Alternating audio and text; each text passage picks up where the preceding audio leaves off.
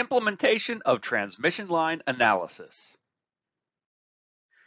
At this point, we have two matrix equations, one for the inhomogeneous Laplace's equation and the other for Laplace's equation. But we have a lot more to discuss to turn those into an actual analysis of a transmission line. So we need to talk about how we build the device on the grid, this crazy thing that I talk about called a 2x grid, which is an excellent way to put curved geometries onto a grid where there's staggered functions. We then need to talk about how to incorporate the voltage across the line and then calculate the solution all the way to characteristic impedance. Building the device on the grid. The high-level strategy is summarized on this slide, and we're sort of showing everything at once. However, we don't actually build an array that contains everything at once. We're going to define our dielectrics in one array and our conductors in other arrays. But we have roughly a rectangularish grid, and it will have some number of unit cells wide. We'll call that big NX. And it will have some number of unit cells tall that we will call big NY. Here we're representing a microstrip transmission line. One thing we're going to do is put zeros all the way around. So no matter what transmission line we're simulating, it is going to be embedded in a giant square waveguide, if you will. And yes, that can change your transmission line profoundly. So we need to include spacer regions around the transmission line that are large enough such that we'll get our electromagnetic mode right around this, and it's not really interfering with this big, large metallic wall. Now, why do we have this wall of zeros around the edge? Well, we're going to be using Dirichlet boundary conditions, which puts a metal wall around the edges anyway. However, because we're using a staggered grid, we will be setting the electric field to 0 on two boundaries and the electric potential to 0 on the other two boundaries. And that leads to some asymmetry in the boundary conditions that doesn't make the simulation less accurate, but what you'll notice is that the fields we may calculate will have this tendency to lean one way, and that looks quite strange. So really, we've incorporated grounds here just for aesthetic reasons to make the field look more symmetric. But that's always going to be there whether we put that there or not. We'll have our dielectric, and this is pretty simple in this case, but one thing we need to think about is the thickness. We are overwriting the very bottom row with all zeros, so in our calculation for number of cells thick the substrate is, we can't count this bottom row because it will be overwritten with metal. So we got to come up one, and this is the thickness of the substrate. And of course, we'll place our microstrip along here. For our microstrip, we also have air up here. And that's basically it. And as I mentioned, we don't actually do this all in one array. It's several arrays, and we'll get into that next. So we need a total of 4 arrays to describe our transmission line.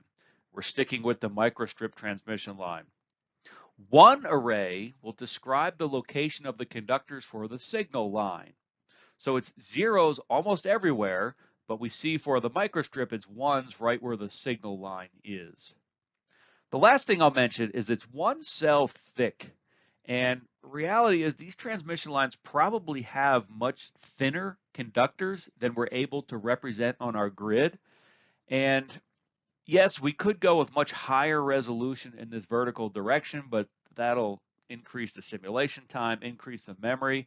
And we've already made an electrostatic approximation. This is already a rather simplified approach. So it's okay to just make this one cell thick and not worry too much about representing the exact thickness of that transmission line.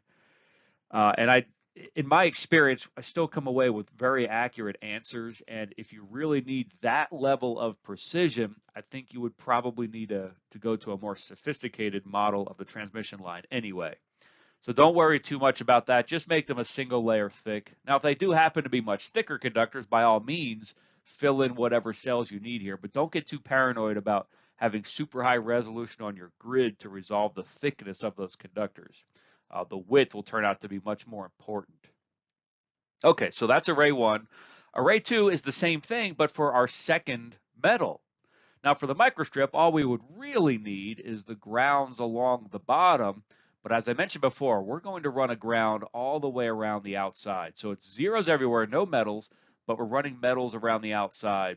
And I'll also mention again, 1 cell thick, even though those metals are probably in practice thinner than what we can represent on our grid.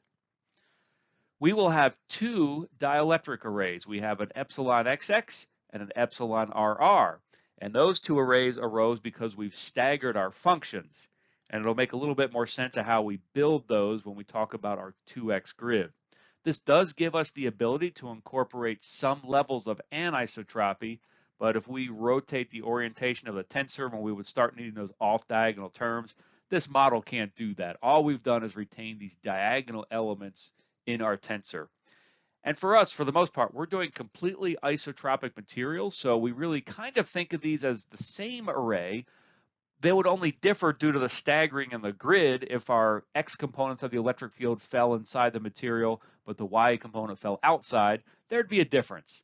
So they tend to look similar, except right at the edges or the interfaces between air and dielectric, where the staggering might lead to one component being in the dielectric and the other not. Otherwise, they look mostly the same. So we fill this with 1s everywhere for air, and then 6s for our dielectric. So that would be a dielectric constant of 6. So we don't want zeros anywhere in these epsilon arrays. Now, very often I will initialize them with zeros, simply so that when they're done and I look at them, if there's any zeros left over, then I know, okay, there's some cells that I somehow forgot to assign a dielectric constant to. So those are the 4 arrays, and given these 4 arrays, our analysis of the line becomes quite simple. Once we've built those arrays, now we need to diagonalize our materials matrices. So at this point, we'll have a giant 2-dimensional array, and that's describing our epsilon XX and epsilon YY. So we have 2 of those. We need to reshape both of those to column vectors. We will then declare those column vectors as sparse, even though they're full of numbers right now. But when we call the MATLAB function diag, and we have a sparse column vector, it knows to create a sparse matrix with that column vector essentially running down the diagonal of the matrix. So at this point, we have our diagonal materials matrices. I tend to do all 3 of these steps all at once. So I am reshaping to a column vector, declaring as sparse, and then making it a diagonal in a matrix. So in my codes, you'll see these 2 lines of code rather than all of these separate, but this works just as well. I wouldn't worry too much if you're doing that because you want to see the steps separate, or maybe you're doing something in between for some reason. But in my codes, I simply do this to diagonalize. It's going to be very useful to create yet another array that we will reshape into a matrix, but we can construct this from the arrays that we already have. I call this the force potentials grid. So this is the grid of our transmission line. And what we do is we put zeros everywhere, and then everywhere there's a metal, I go back in and I put the voltage that each of those metals is set to. So if I'm applying 1 volt across the microstrip transmission line, I'll set the ground to 0, and then the microstrip transmission line to 1. We now have 1 volt across that, and then zeros everywhere else.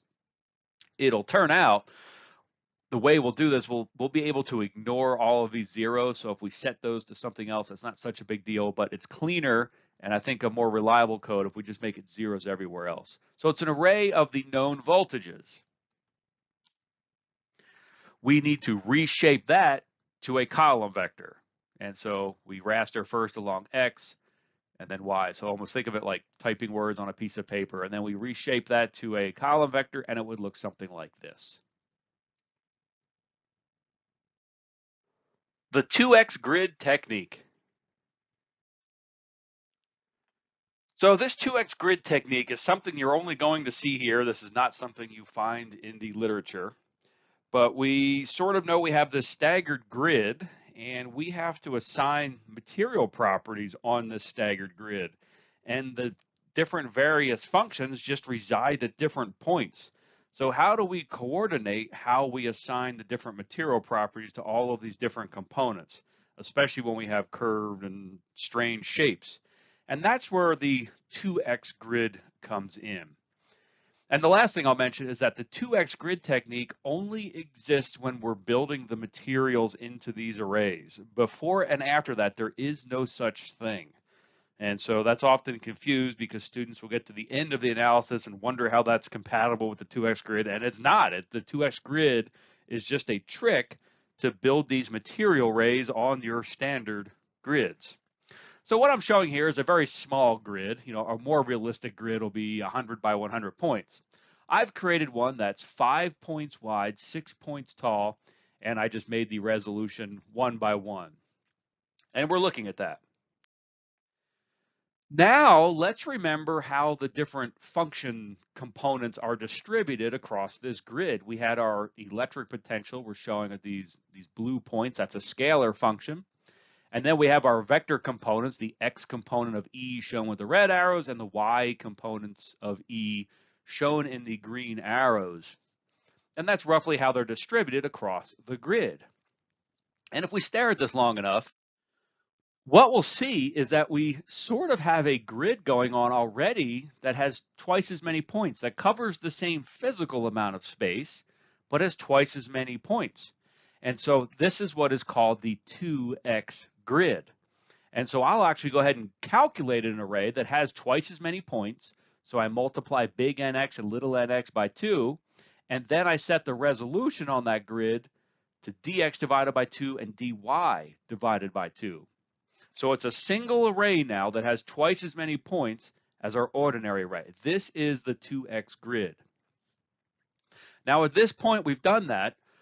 Let's forget everything about the field staggering. Let's just think all we have is this single 2x grid and we build our device on it. So let's say we want to build a cylinder or a circle in 2 dimensions on our grid, and I'll set the radius to be 2. And we already noticed that's slicing through some of our original 1x cells and even our 2x cells. And so it's not entirely clear how we would assign these material properties. But forget the staggering. We just have a 2x grid and we want to build a cylinder on it. So we use our mesh grid techniques that we're familiar with, and we create a circle, the size we want it and the position that we want it. And that's what this code is doing. I'm creating a mesh grid centered about 0 on our 2x grid. So I create a 2x grid mesh grid. And then I'll define a relative permittivity array on the 2x grid. So ER for epsilon relative, and then 2 to remind me this is the relative permittivity on the 2x grid. So just following my mesh grid techniques, I create a circle on this 2x grid. And so there it is. And if we take a look at one of the original cells in our 1x grid, we can see, yes, the x component of the electric field is outside of this dielectric region, and the y component is inside. And so that's really what makes it not entirely clear how we build those material arrays that are on our standard grid and why this is useful. So at this point, we're still in the 2x grid. We're not thinking about the 1x grid, even though I keep hinting to it, but I'm trying to explain things as we go. So given we have this 2x grid, this single 2x grid, we've built our cylinder on it, it's from that we're going to pull out our arrays on the ordinary grid. So one of the arrays we need is our ERXX. That's the XX component of the relative permittivity tensor. And so that is assigned wherever the x component of E is assigned. And so what we're going to do is from this 2x grid where we've assigned these material properties, we're going to pull off all of the cells where there's a red arrow. So we're skipping every other cell. And so in the so skipping every other cell, we see we're skipping every 2 cells and we go all the way to the end. Skip every 2 cells, go all the way to the end. The only question really is where do we start extracting this data? So in the x direction, notice that the x component is in the second cell over. And so that's why there's a 2 sitting here. Now in the vertical direction, it's sitting in the first cell, not the second. It's sitting in the first, and so that's why there's a 1 in this position. And so when we extract every other cell like that, yeah, we can visualize it that way. And now we've suddenly created this two-dimensional array on our standard original grid for the epsilon XX. Well, we need the epsilon YY, the YY tensor component. We do the exact same thing, but we just need to figure out what are the start array indices. We know we're still going to skip every other cell and go all the way to the end on the 2x grid. So we're pulling off the points where there's green arrows now because that's where our YY epsilon components reside. Well, in the x direction, we're starting at the first cell, not the second, the first. So in the x direction, there's a 1 sitting here. In the y direction, we're not at the first cell, we're in the second. And so we put a 2 here. And so we skip every other cell this way, and we can imagine pulling off our epsilon XX array that way. So we come away with our epsilon XX and epsilon YY arrays. Now look, if we had a lot more cells, they would look different, but they do differ at the boundaries, and the difference between them is amplified because we have such a coarse grid, but these look different. And imagine having to build these separately. That would be quite difficult. So the 2x grid handles that, so it all becomes a much more intuitive and easy process. And these two little easy lines of code at the end is really what's doing the magic, and it's pulling the numbers off of our 2x grid onto our standard grids. Now, at this point, 2x grid is done. So if you're ever wondering in any later steps, how does the 2x grid enter into that? It doesn't. The 2x grid is done. It was just a trick to come up with these two arrays on our standard grid. So it's done. We could clear all this 2x stuff from memory now. We're done. We're coming away with our two arrays that we need to describe the dielectric constant throughout our grid. So no more 2x grid technique. It's only a trick to come up with these two arrays. And there's a lot of red here because this comes up every time and leads to a lot of confusion. Almost maybe more confusion than I'm fixing. But imagine I told you, okay, just go ahead and build these arrays and keep track of where things are. I think that's actually more confusing. I think this 2x grid technique simplifies, but yet I know folks still end up confused by this. They're trying to apply 2x grid technique in later parts of the code. It's done. No more, no more. So from here out, we're back to normal. Incorporating the voltage across the transmission line. So here's what we've done so far. We did this 2x grid technique, and really what we've come away with is our arrays of permittivity across the entire grid. And we have the XX and the YY because the X component of E and Y component of E are in physically different spots, and so the permittivities assigned to each of those could be slightly different, particularly around the boundaries of things. We know how to build our derivative matrices on a staggered grid, and we now know how to build the final matrix problem. And here that is. This is our inhomogeneous Laplace's equation in matrix form. Can we solve this? So let's let everything multiplying V, we'll call that L. L for, I guess, Laplace's equation. I have quite an imagination, don't I? Haha. Okay, so we have LV equals 0. And if we want to solve this for V, we bring the L over to the other side. We have V equals L inverse times the 0 matrix. That gives us the 0 matrix. Electric potential is equal to all zeros. Does that sound right? Well, that's just the trivial solution. So in fact, just the inhomogeneous Laplace's equation is not solvable. And that's because we have not told that matrix equation what voltages we're applying to the metals. So V equals 0, that's a problem. What we need is an LV equals B with something being non-zero over here. We need this sort of excitation. And that's going to describe the potentials that we force to certain points on the grid. And in fact, everywhere there's a metal, we're going to force that to a particular voltage. And that's what's missing. So how do we do that? Well, it's going to turn out we not only have to calculate a column vector on the right that contains the voltages we're forcing to, we're going to have to modify this L matrix. So it's a two-step process, modifying L and then also modifying B, or that zero matrix, but it is actually pretty easy.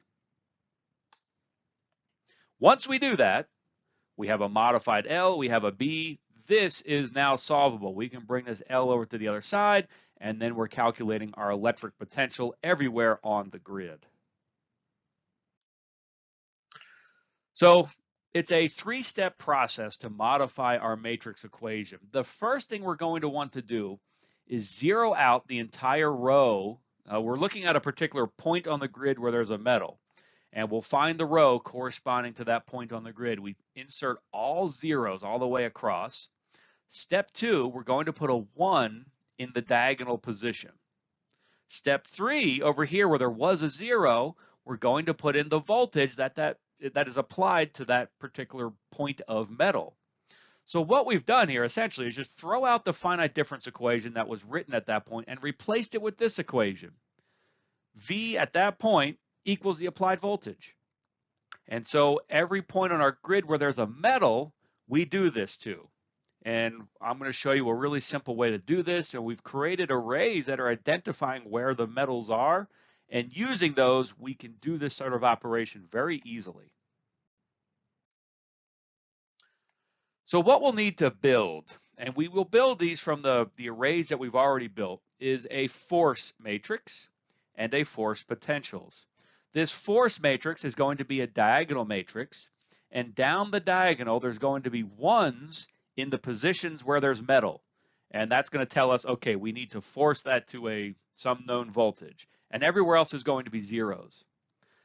Then we'll have this array of force potentials, and it's going to contain actual voltages that we're forcing to each point. So wherever there's metals, we're going to go to that force potentials array, and we know what value to force that to. So these are pretty easy to build from the arrays that we've already built.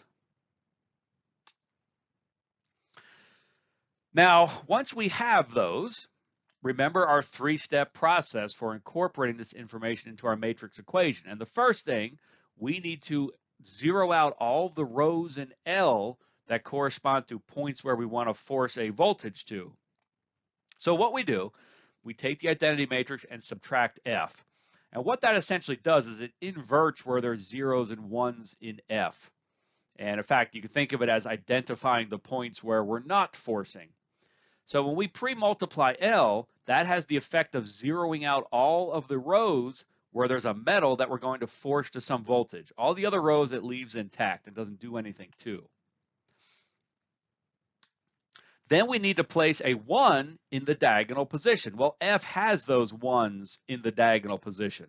So I simply just add F to this identity matrix minus F times L.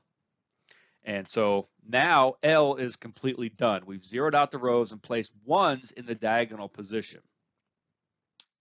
The only thing left to do is construct this B. So we have this column vector of our force potentials, and whether we have to do this or not is questionable, but I do like to do that. If we have 0s everywhere else in this column vector except where we're forcing, we don't really need this F. But if we pre-multiply by F, it ensures that every other number in this will be 0 except where we're forcing voltages to. So as just an extra step for reliable code, I like to pre-multiply by F. That gives us the B column vector. We are now ready to solve this to calculate the electric potential. So a bit more on how we build the force matrix. We've already built an array that has our 2 conductors. So we have 2 arrays. And for a microstrip, we'll call 1 signal and 1 ground. So if we OR these together, we come up a map of everywhere where there's metals. So we have 0s where there's no metals and 1s where there is. So we have 1s in positions that we want to force to a known voltage. So this one line of code calculates our force matrix. Very simple. Now this may come out as an array, and of course we need to diagonalize that. That would be the only thing missing from this. And so that's what we would do. We have an array that we've ORed our 2 conductors. We declare it as sparse, and then we make it a diagonal. Now we have our force matrix. We're ready to move on. calculating the solution. So we have a solvable matrix equation now. We bring L over to the other side, and as our modified L, inverse times B. We now have the electric potential everywhere in our grid. Next, what we want to do is calculate the electric fields. So the electric field E is the negative gradient of the electric potential. And we already have these derivative matrices in memory, so we calculate our electric fields. We can then very easily calculate the electric fields D by pre-multiplying with our tensor. So we have our permittivity tensor, we're pre-multiplying those electric fields. So D equals epsilon E.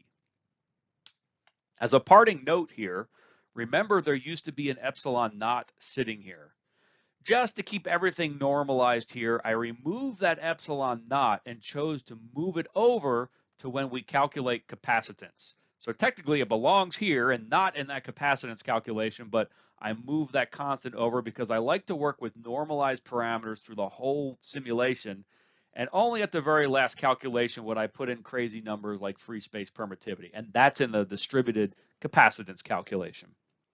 At this point, we could say we know everything about the line because we know all of the electric fields, but we have yet to then calculate distributed capacitance, distributed inductance, and characteristic impedance from this.